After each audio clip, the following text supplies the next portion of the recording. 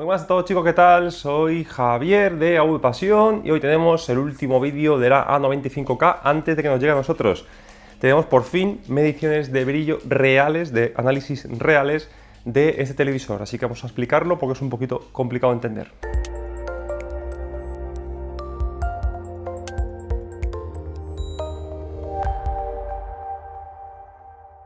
Bueno, este vídeo me va a servir para dos cosas. Una, para desvelaros el brillo real de la Sony A95K en los modos cinéfilos, fuera de la norma, etcétera, etcétera.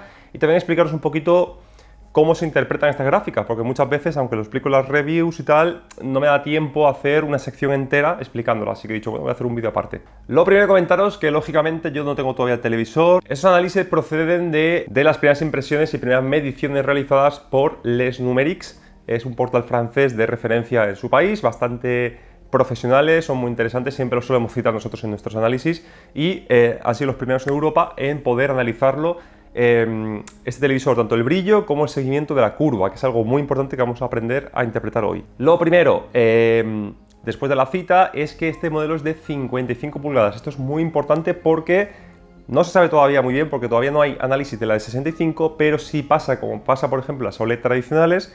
Entre el modelo de 55 y el modelo de 65 siempre suele haber una horquilla que varía entre los 40 y los 80 nits de diferencia más o menos, ¿vale? Tenedlo en cuenta para después, porque si es así, explicaría muchas cosas como veremos. Bueno, dicho esto, vamos con la primera gráfica que estáis viendo en pantalla. Esta corresponde al modo estándar, pero con la opción del HDR en lugar de gradación, con la opción de brillo preferido. Ahora voy a explicar qué diferencia hay entre las dos y cómo se interpretan estas gráficas. Bueno, con la opción brillo preferido, como veis en pantalla, la curva de referencia la tele no la sigue, sino que sobrebrilla muchísimo toda la imagen, no solamente una parte, sino toda, de detalle en sombra hasta tonos medios, hasta tonos altos. No os preocupéis que lo explico ahora.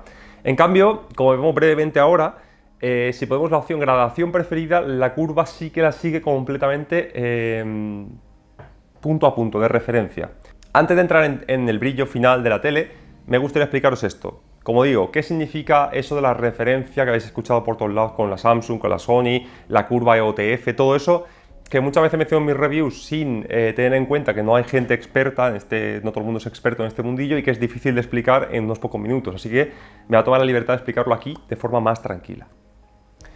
Bueno, como veis en pantalla tenemos dos líneas, una amarilla y una gris, ¿vale? En este caso da lo mismo el modo en el que estamos midiendo porque es simplemente para explicaros cómo funciona. La curva amarilla siempre la vais a ver igual, ¿vale? Como una especie de rampa y luego recta al final.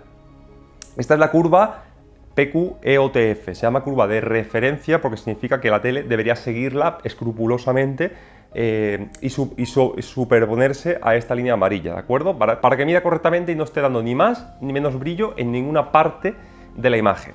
Cuando me refiero a parte de la imagen me refiero al balance de blancos, me refiero a la gamma. ¿Qué es eso del balance? Si volvemos a la gráfica vemos que tenemos dos ejes, ¿de acuerdo? El vertical y el horizontal. El horizontal sería esa escala de grises. Empezaríamos a la izquierda en el 0, que sería el negro absoluto. En la OLED es un negro perfecto, un negro 0. Y terminaremos a la derecha con 100, que es el blanco más brillante que puede representar el televisor, ¿de acuerdo?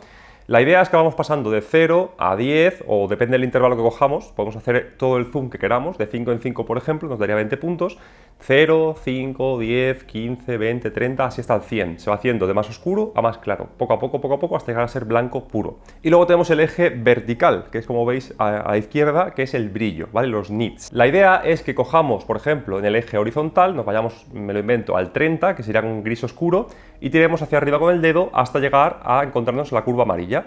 Ahí giraremos hacia la izquierda y nos dirá exactamente el valor de nits o de brillo que nos tiene que dar el televisor. Por eso se dice que la curva del HDR es una curva absoluta, porque cada porcentaje de gris tiene necesariamente un brillo. No se puede dar ni más ni menos. Todas las teles tienen que dar el mismo brillo exactamente siguiendo esa curva de referencia.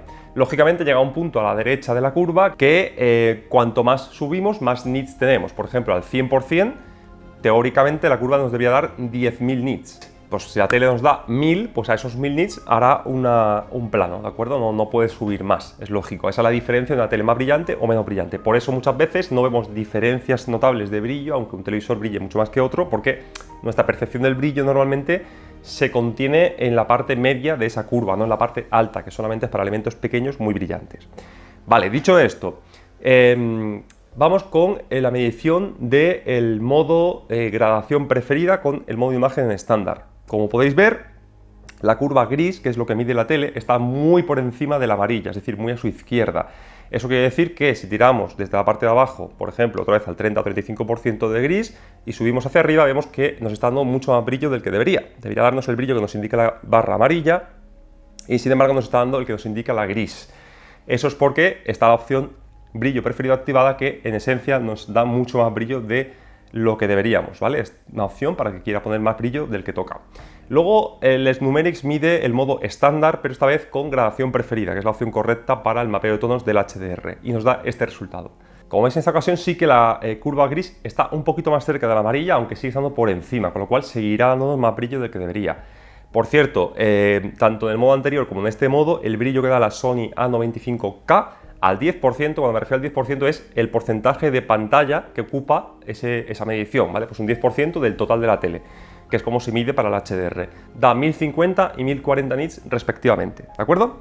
Y pasamos al último modo, que es el más interesante, el modo cinéfilo. En este caso en la Sony se consigue poniendo, por ejemplo, el profesional 1 o 2, el modo cine o el modo personal, siempre y cuando activemos la temperatura de color en experto 1 o 2 y siempre que activemos la opción gradación preferida en el mapeo de tonos de HDR, ¿de acuerdo? Aquí tenéis la gráfica de esa medición, como veis, y lo podéis comparar con lo que he explicado antes para entender mejor estas gráficas. Ahora sí que la curva gris está perfectamente pegada a la amarilla, no está ni por encima ni está por debajo, está completamente clavada. Eso quiere decir que cada porcentaje de gris o de blanco, depende del punto de la escala que cojamos, nos va a dar exactamente el brillo que deberíamos ver en películas HDR, que es como quiso que veríamos el director las películas. Así que el seguimiento por esa parte es perfecto. ¿Qué pasa con el brillo en esta opción? Que baja hasta los 965 nits. Se queda a 30-35 nits de esos 1000 que todo el mundo esperábamos, pero aquí entra lo que comentaba al principio. Puede ser que al ser un modelo de 55 pulgadas tengamos esos 40, 50, 60 nits menos que en 65 pulgadas, que sí que se midieron ya en la review de Digital Trends en 1000 nits. De todas formas, esos 30 nits es prácticamente el porcentaje de tolerancia de error que podemos encontrar en fabricación panel a panel, así que tampoco me preocupa mucho y dudo que nadie sea capaz de diferenciar 30 nits entre un porcentaje de 1000. Así que, en mi opinión, muy sorprendido con el seguimiento de la curva, muy bien por Sony. Respecto al brillo, habrá que esperar a ver cuánto mide la de 65 pulgadas y también habrá que ver si es por la diferencia de diagonal o incluso porque tanto el SNumerics como la review sueca, que han sido los primeros en publicarla, nada más le llegó la caja, la sacaron y midieron, que es lo que voy a hacer yo también. Por ser los primeros, por tener muchas ganas de compartir la información, etcétera. Pero en la OLED pasa que siempre hay que dejar un periodo de 80 a 100 horas mínimo para que el panel haga los primeros ciclos, se ajuste automáticamente el voltaje y normalmente suele subir un poquito en brillo. Así que, en mi opinión, va a quedarse clavado en 1000 nits, tanto en 55 como 65 pulgadas. Va a estar limitado por Sony en ese brillo. Y no sabemos nada más del resto de porcentajes. No sabemos si al 1% de pantalla brilla más, no sabemos el ABL que tiene, no sabemos si al 50% de pantalla, por ejemplo, brilla más o menos que la Samsung S95B. Todo eso habrá que esperar a poder analizarla aquí, que os adelanto que dentro de muy poco, ya son días, vamos a poder analizarla. Y por cierto, aprovecho también este vídeo para deciros que seguramente mañana tengamos ya la Sony X95K aquí, la mini LED tope de gama de Sony y probablemente también la Samsung QN95B. Por fin empezamos a recibir material, así que vamos a hartarnos a hacer reviews comparativas, análisis, mediciones y de todo. Pero me ha gustado hacer este último vídeo sin tener la tele aquí para explicaros cómo se hacen las cosas, cómo se miden, cuáles son los protocolos de los profesionales para hacer las mediciones, etcétera, etcétera. Y así cuando lo haga yo en mis análisis lo podéis entender mucho mejor. Así que chicos, de aquí así me despido de todos vosotros, espero que os haya gustado, espero ver vuestras impresiones en los comentarios y lo dicho, el próximo vídeo ya por fin va a ser un unboxing de un televisor. Así que muchísimas gracias a todos por vuestra visita, nos vemos en el próximo vídeo.